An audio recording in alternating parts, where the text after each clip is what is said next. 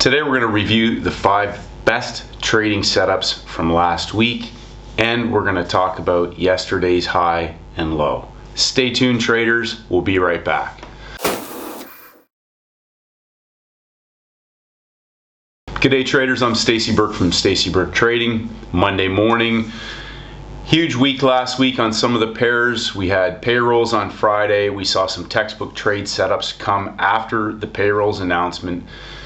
Today we're going to be reviewing the 5 best trading setups from last week. We're going to review some simple concepts, and I'm going to address some questions and some comments that came up from last week as well to hopefully clarify some things and just keeping it simple. So last week we saw some beautiful textbook trade setups.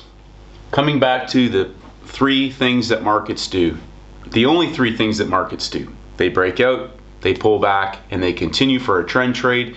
They break out, they pull back and reverse for a false break reversal, or they break out, pull back, and go or stay inside of a trading range. Now each and every day when I go to the screen and I look at the previous day's highs and lows, we've talked about this, we've reviewed it in the past, but that is the 3 things that I focus on every single day when I'm looking at the Asian range heading into the Europe-London session.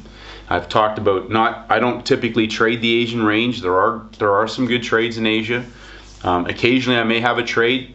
Normally if I do have a trade in Asia, it will usually be on a Friday or a Monday. And that has to do with the market potentially either continuing a second day trade for a continuation of a big move or a reversal off of a higher low of the week. Or on a Monday, often we'll get an opportunity where a peak formation may be in place from a Friday, or they've broken out of Friday or Thursday's high or low for the previous week to put in a new peak formation heading into the new week. Now it's Monday. Last week we talked about this and we've done some videos on the Monday, Tuesday. In a large percentage of the cases are going to be the high or low for the week.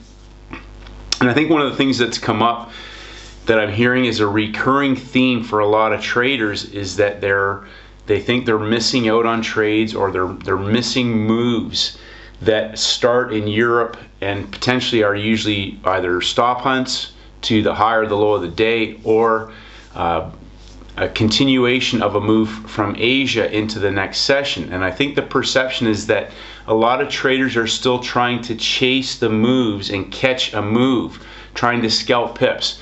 And that's entirely up to you. I'm talking about what I do. I'm looking for 3 or 4 opportunities during the week where I can position myself after the market has locked in a high or locked in a low, most likely after a stop hunt. But as we see in payrolls, as an example, they stop hunted back into the trend, into the peak formation for a 4 or 5 candle move for 50 pips very quickly. So I'm not concerning myself with trying to guess or position myself where the market's about to go to. I'm looking for them to reveal their hand to me based on the high and the low at the timings. And the number one thing to remember and remind yourself with the previous day's highs and lows, the highs and lows of the week, and the session highs and lows, is that there's stops there. They could be breakout stops, they could be take profit stops, they could be stop loss stops. There's a whole myriad of orders that can be placed there. Other time frame traders, 4-hour, 1-hour, daily charts, especially if they're at a previous day's high or low. But if the market is inside of those levels and it's trading inside, when we get to the timings, then until that market breaks through a level or has already broken out, until that happens, I'm still working from the high and the low. And most likely we're going to be at numbers, which comes back to our next point. Most of these trades, and we're going to look at some textbook examples from last week, they come off of 50s or double zeros. And if they're not at those levels, when the timings occur and there's a move to the high or to the low, we'll get it off of a quarter level. But typically we'll go back and trade in a 50 pip box from 50 to 0 or 0 to 50. So even as the week unfolds, we could be inside of a larger double zero box. So a lot of people are still, sending me some emails and asking questions that I have to reinforce to you.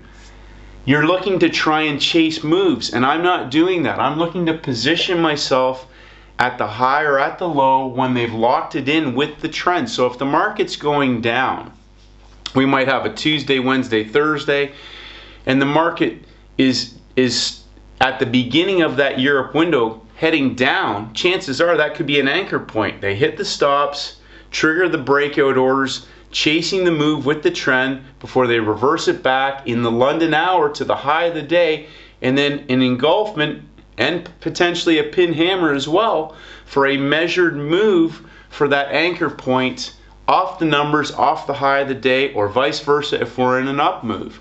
So it's really important to pay particular attention to the previous day's highs and lows. Now, if the previous day has just broken out of a level and is pulling back, today's market may be resting on top of a breakout for a continuation. So those levels are critical, especially as the week unfolds and we get a better understanding of the template that we may be in. Is the market working down for a move up? Is it working up for a move down? Or is it in a range but still working one side for a move down or move up? A lot of questions from people. Can I do this on stocks? Can I do this on gold? Can I do this on oil? The instrument doesn't matter. If you have a high and a low and the market trades during the London session or the US session, whatever that may be, the same principles apply. Gold is the same. Now, there's other factors to consider. Your spreads may widen during certain times of the day. The liquidity may, if you're trading stocks, you may not be in a liquid stock. I don't know. You have to study those instruments to know when the ideal times are for you to be trading them in terms of managing your risk, but the same principles apply. There's going to be a high, there's going to be a low. If you're trading shares, you need to understand the liquidity in terms of the volume. If you're trading a certain size, if that market, if you ever need to get out at a certain time, if it can handle that volume, because if you're trading a thinly traded market, you may not be able to get out of a position. Whereas with the currency markets, that's never an issue for us. What is a reasonable expectation? Again, I cannot answer that question because how a person trades, how much risk they take on, inconsistencies in their performance and live time, all those things will have a bearing on what's a reasonable expectation. I have a general rule of thumb for my own risk parameters. My number one question is how much am I comfortable losing on this particular trade? If I was to have a worst case scenario loss on any particular trade, number one, financial capital, how much damage is that going to do to my trading account? Number two, psychologically, how much damage is that going to do to me? Can I handle taking a loss that big? So I trade based on, number one, what my risk reward tolerance is. So I've talked about having my basic trade setups, and then there's a couple of trade setups where when they present, if it's a day 2, day 3 compression move for a trend trade out of a measured move on a Monday, Tuesday, a Friday, Monday, Tuesday explosive move, there are certain trades, the way that they set up at the timings, at the numbers, breakout pullbacks, squeezes, where I'm prepared to put more size into that trade, but I still have my risk very tightly controlled. So a reasonable expectation has to be, you have to be able to build that through your confidence in terms of executing your performance-based results. So if you make 25 pips, you make 50 pips, and you lose 75 pips, now that's going to be a problem. Or if you're making 25, or you're making 50, you're making 50, you're making 50, and you lose 25, but you took 10 times the amount of leverage on that trade, that's also going to affect what's a reasonable expectation. So there not only has to be a consistency in your technical approach and in your obviously your discretionary approach to the market, but there has to be a consistency in your performance and your risk management as well. So I think each week setting a goal for myself is critical. I usually have a 30-day goal, but each week I have goals in terms of making sure I end the week. I know what On an average week, there's 150 to 200 pips of profit every week. So in terms of knowing where my biggest mistakes have occurred, what little triggers have made those situations develop in terms of my past history, where I've been consistent, and then done damage to all that good work in the past. I had to do a lot of work on eliminating out certain behaviors and triggers around certain timings of the week and the sessions to make sure that I didn't engage in behavior that was potentially going to be destructive. Because what's a reasonable expectation? Some traders are going to produce 1,000% return on their account. They're small enough that they can, and they're good enough that they can do that. Other traders may be targeting 10 to 15%. There are traders out there who think that anything more than that is unreasonable risk. You're going to blow up at some point, and all those things may be true. But there are certain people who can go in and out of the market and bring a return every single day or every single week and grow that and not engage in self-sabotaging destructive behavior, because they know exactly what they're looking for. They know exactly what they can't do in order to maintain that expectation. And the traders that are struggling to believe that that's possible are still not certain about their own behavior in the market, and they're also engaging in other behaviors that are destroying all the good results that they're getting. So what's reasonable? You have to ask yourself that. If you haven't been consistent, if you're not able to produce a minimal return even with a small account, then what's reasonable is not going to be able to, only you can answer that. You have to be able to determine what your consistencies are, what your strengths are, what you're going to do in reality, not what you want to do, but what have you been doing. And if you haven't done that, start today and start doing the right things, and then just do that again tomorrow, and do it again the day after that, and do it again the day after that. Then what's reasonable is that if you keep doing the same things over and over again without doing the things that are damaging, because you only blow your account out when you break your rules. You don't blow your account out from taking small losses over and over again unless you have no edge whatsoever and you're just randomly chasing the market on every move that it makes. So if you have an edge and you're executing that process, you're the only person that can look yourself in the mirror and answer that question, because if you're not sure what you're producing already, that's because your results aren't consistent, because there's inconsistencies either in your edge or in your behavioral approach to managing that trading process day in and day out. So the question then is do you even know what your best setups are? I've talked about this over and over again. Having playbook setups. I cannot emphasize to you enough for myself. Quit trying to guess and chase every move every day.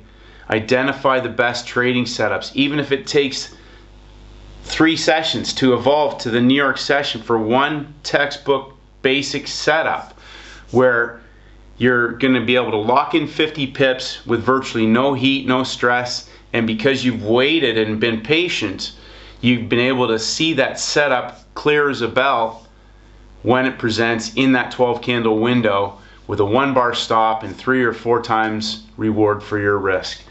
So identify a couple of buying setups, a couple of selling setups, and some trend trade setups, and make yourself commit and be accountable to only trading those moves. I'm not out to try and prove that I know how to trade every move in the market. I think that that's a recipe longer term for disaster, because traders are going to at some point end up holding on to a losing trade. They're going to average into a loser to get back to their high water mark. They're going to get angry. They're going to engage in impulsive and irrational behaviors. So again, I can tell you there's 50 pips every single day. You know that you've been following me long enough. Whether it's on the pound pairs, the euro pairs, there's textbook setups. It doesn't matter what instrument it is. They're all the same setups. They're going to lock in a high. They're going to lock in a low. Could be in London, could be in New York. And when they do that, it's usually going to be at numbers. It's going to be in that 12 candle window, and it's going to be after a stop hunt. The average stop hunt is 25 to 50 pips. And a stop hunt can be a move back into a trend, into a peak formation, stopping out traders who are already in profit from a previous day's session or trade. Very important to remember these things and make them unconscious competence, because it's going to happen today, it's going to happen tomorrow, it's going to happen Wednesday, Thursday, and Friday. And at the end of the week, we're going to talk about it, and we're going to look at the 5 best trading setups from this week, and people are going to see the same setups that were there last week, the week before, and the week before. So keep it simple. Stick to the timings. Let the market move to the extreme and hit the stops. If it's a trend trade, they're still going to come back into the trend, just like they did on payrolls on the pound on Friday. 1, 2, 3, 50 pips. It's the same stuff over and over again. Okay, so then the question comes back to, what are you doing? And so each day, there's always a bit of pensiveness. I always feel, I'm looking at the market, and I just remind myself of the basic things, the 3 things that markets do. I go back and I look at the previous day's highs and lows. Has any of the pairs broken out yet? Have they broken the previous day's high or low? Are we on day 3? Is it day 1? Is it today's Monday? I'm expecting a peak formation, but in order for that to happen, I'll probably have to break out of Friday's range. Or we'll stop hunt back into a profitable trade from Friday. They'll jam them in for a squeeze, or they'll take out the high or the low, and they'll extend out for a breakout pullback or a peak formation for a reversal trade, and it will be at the timings at that Europe Open. When London opens, they'll do a second hit to the high or to the low for a move back, or it'll be a breakout pullback continuation trend trade heading towards the highs of last week, Friday, Thursday, whatever that may be. So again, remember, we're inside of a box. The money is at the highs and lows of that box. And if we're inside, we need to wait for the market to either jam in for a reversal with an M pattern or a W pattern down into the low.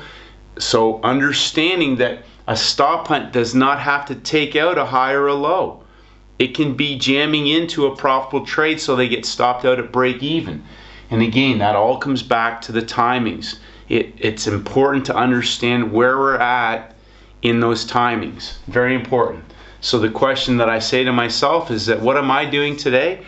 I know what I'm looking for, and if it's not there, I'm not trading it.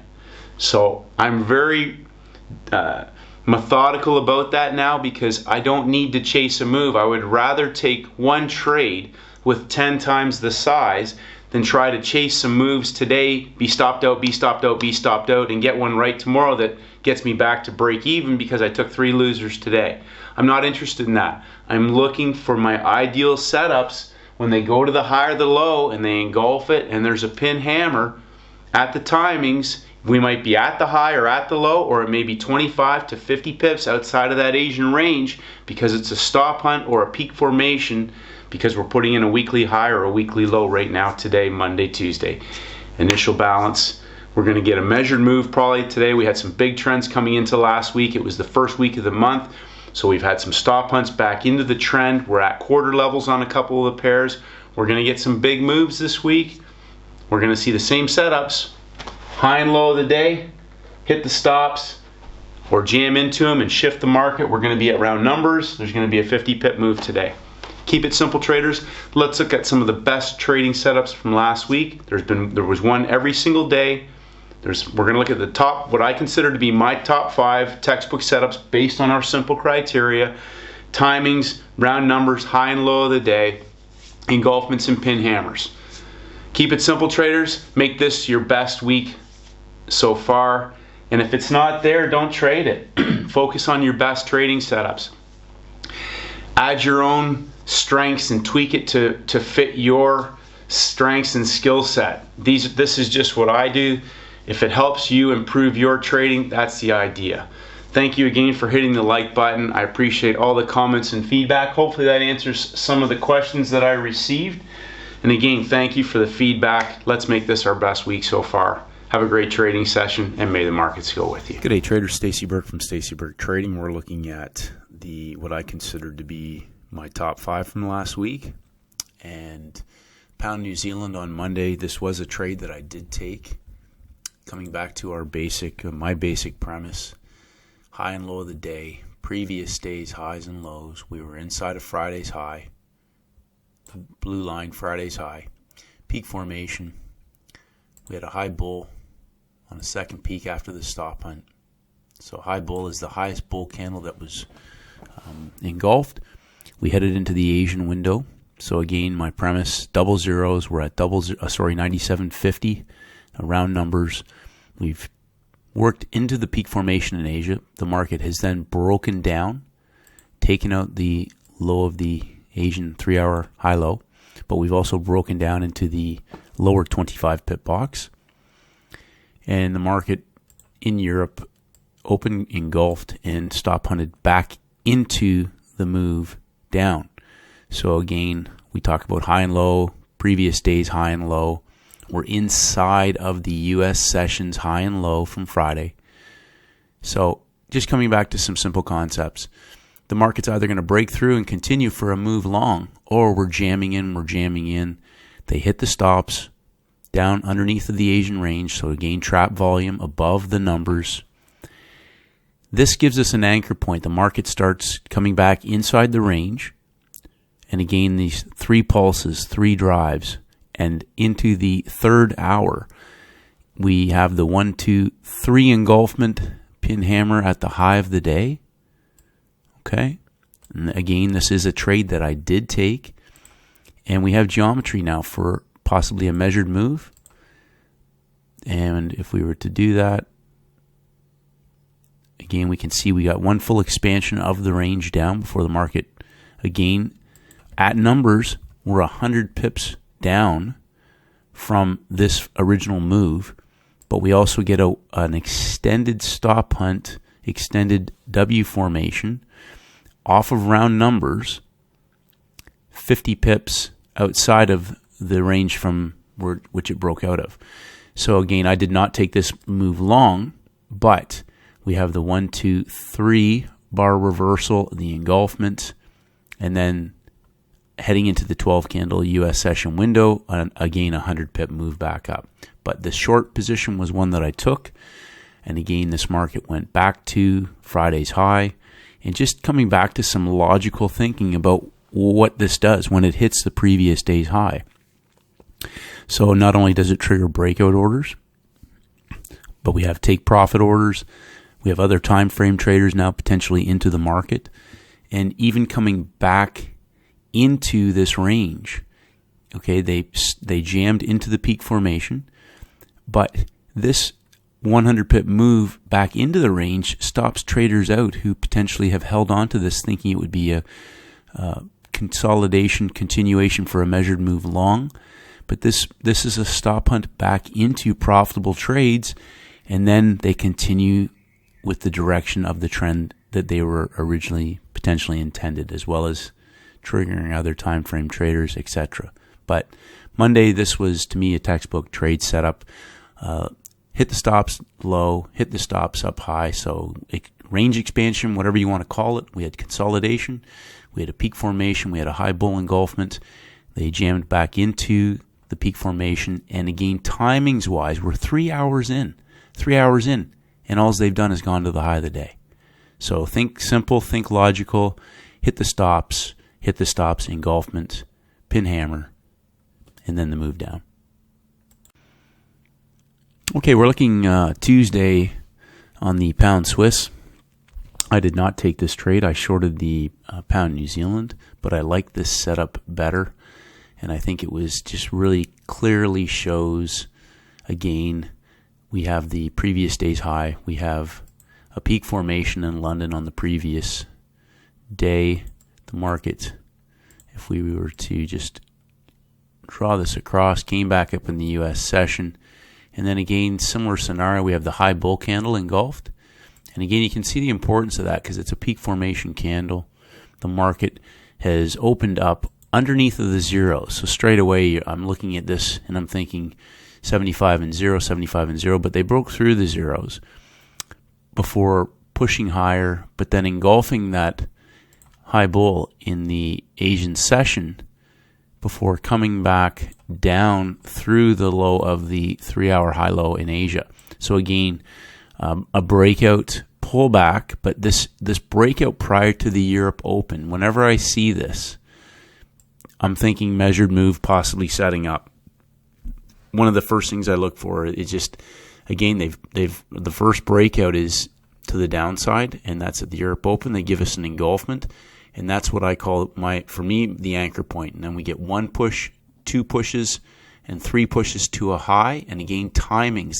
This last bull candle is the first candle of the London hour, in the equities hour. We get the engulfment on the second candle, and that's powerful. That's market profile. That's an open test rejection. Reversing on the second candle of the opening of the market. And then, of course, we have not only the potential for the measured move of the high-low of that whole session, which, again, you can see we've gone down and pinned that, but just thinking in terms of common sense, it's a 50-pip box, almost from high to low, but we've got 25, so we're targeting a minimum of 75. The first place that this could fail is the previous day's low.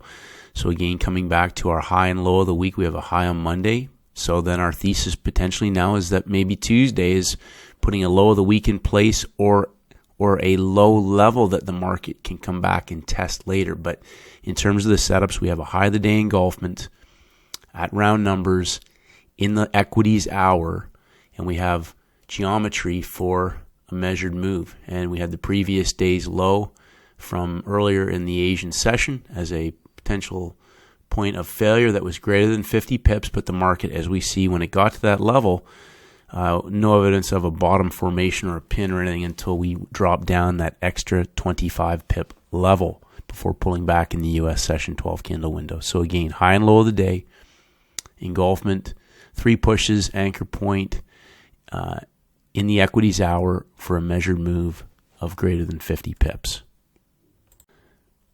We're looking at Wednesday and looking at the euro, and we will look at the pound New Zealand as well, but the euro I felt was the best trade setup. Just coming back to our simple template thesis, and Wednesday is a day, if we go back and just look at the overall structure of the market heading into the week, we had the previous week's high was up just above 1900. And as we came into Wednesday, the market had potentially put in 2 peak formation lows. So Monday, Tuesday, actually we'll just clarify that. So again, this is our Monday right here. The pink line separates our Monday. So we had a Friday, Monday range, peak formation low. The market pulled back up on Tuesday before stop hunting down in the US session into the peak formation and giving us our somewhat of a W for the low, potentially for the low of the week.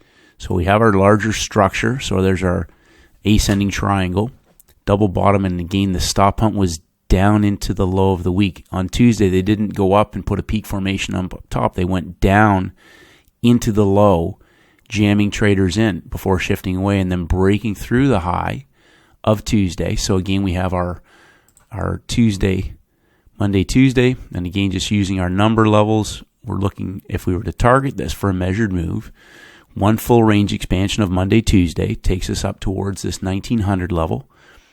The market broke out of Tuesday's high on Wednesday for pulling back, and again, the stop hunt at the open of Europe is to the low of the day.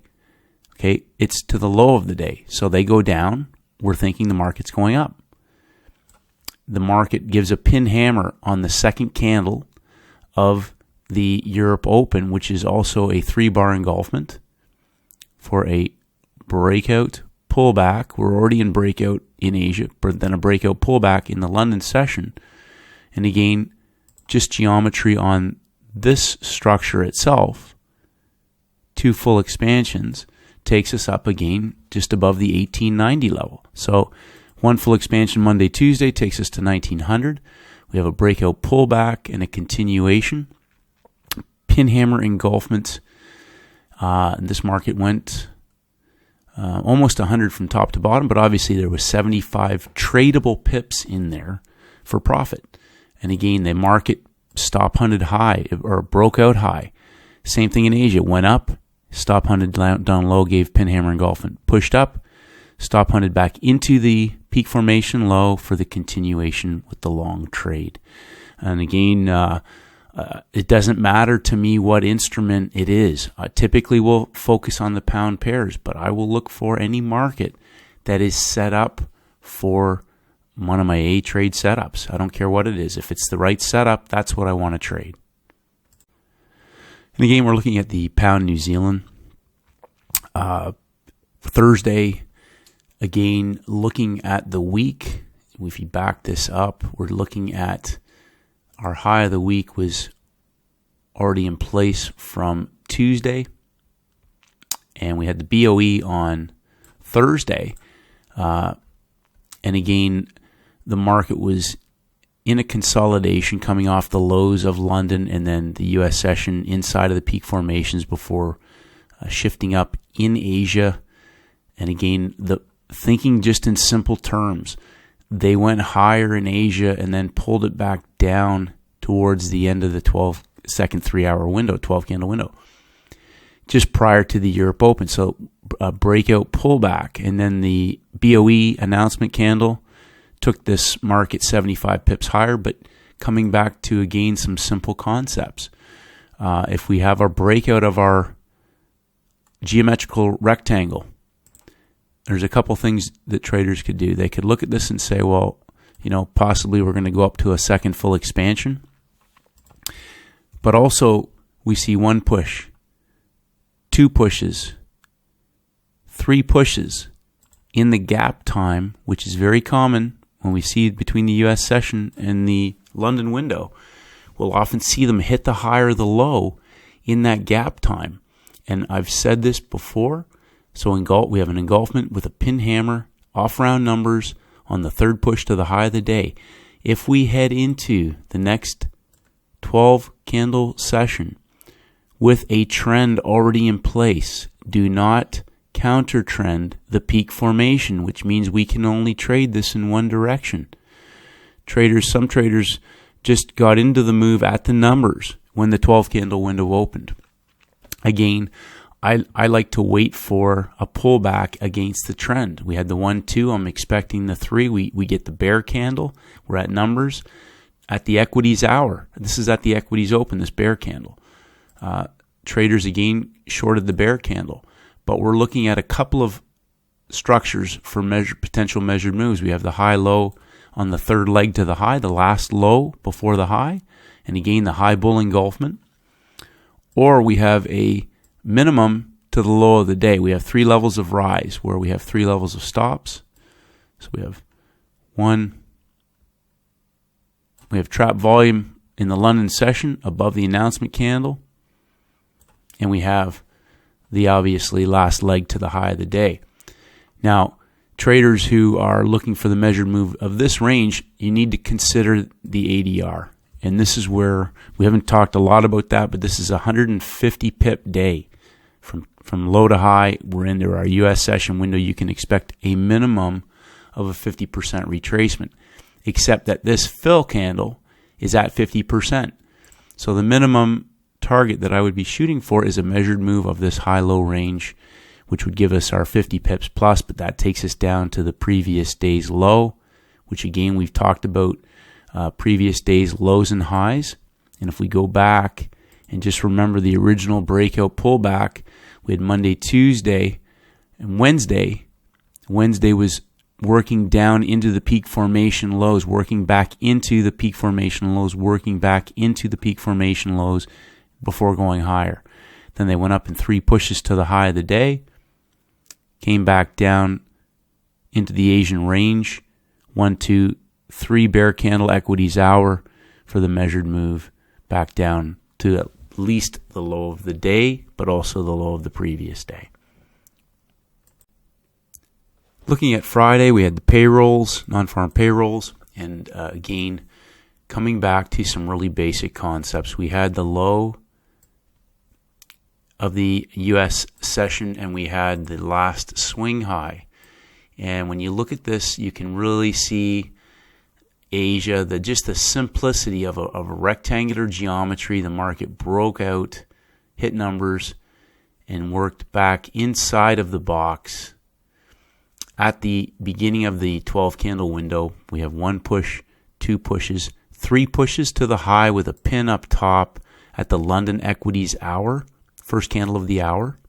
That's the stop hunt into traders who have shorted the first mouse. And again, we have an anchor point low. The market broke out and then pulled back into the range, and that gives us geometry for a measured move. So not only do we have potentially measured moves, so we have 1, 2 full expansions, but we also had geometry of the larger rectangle of the original breakout. So again, if we were to target 2 times that distance, you can see traders that market made it down there. But just coming back to the simplicity of breakout, pullback, continuation, timings, pins to the high, engulfment, pin hammer, measured move, geometry for structure, round numbers, timings, and again the payrolls. 1, 2, obviously the candle with the large wick, big candle is the payrolls candle. 3 to the high. That's a stop hunt into the traders who shorted it at the London Open. And you'll notice the previous day's low, breakout, pullback, 1, 2, 3, pin hammer to the high, heading into the equities hour. So the second hour of the U.S. session 12 candle window, you're targeting a minimum of 50 pips outside of that 25 pip box, so 75. Or as we put a measuring tool on there, again, some traders are thinking second full expansion, but this is where the timings, understanding the timings, we're 3 hours in and they put a pin hammer down to the low, our ADR has been met or exceeded, and we see a pin hammer at the low of that 3-hour window, the second candle of the 3rd hour. We can expect at least a 25 pip stop hunt back into the range, but just again, a full expansion was met or exceeded, or 2 times the 25 pip box, which would take us down a minimum of 75 pips from our entry. Again, these are trades that I consider to be my textbook examples. 3 things markets do: they break out, they pull back, and they trend. They break out, they pull back and reverse, or they break out, pull back, and go into a trading range. We see engulfments, pin hammers. We see round numbers, the timings, the 12 candle window, the 50 pip moves, the geometry for measured moves. Keep it simple, traders. Stay to the outside. Piggyback on the smart money. Keep it simple. Have a great trading session, and may the markets go with you. Hi traders, it's Stacey Burke from Stacey Burke Trading. If you haven't done so, please head over to my website at staceyburketrading.com. I create updates on almost a daily basis, and I would love for you to receive them. Just click on the blog. If you want to enter your name and your email address, I'll send you my free audio program, the 7-Step Daily Routine for High Performance Traders. This is essential knowledge for all traders in all markets, and this is for helping traders to master the market with discipline, confidence, and a winning mindset. I appreciate all your feedback and comments. As always, traders, stay disciplined, and may the markets go with you.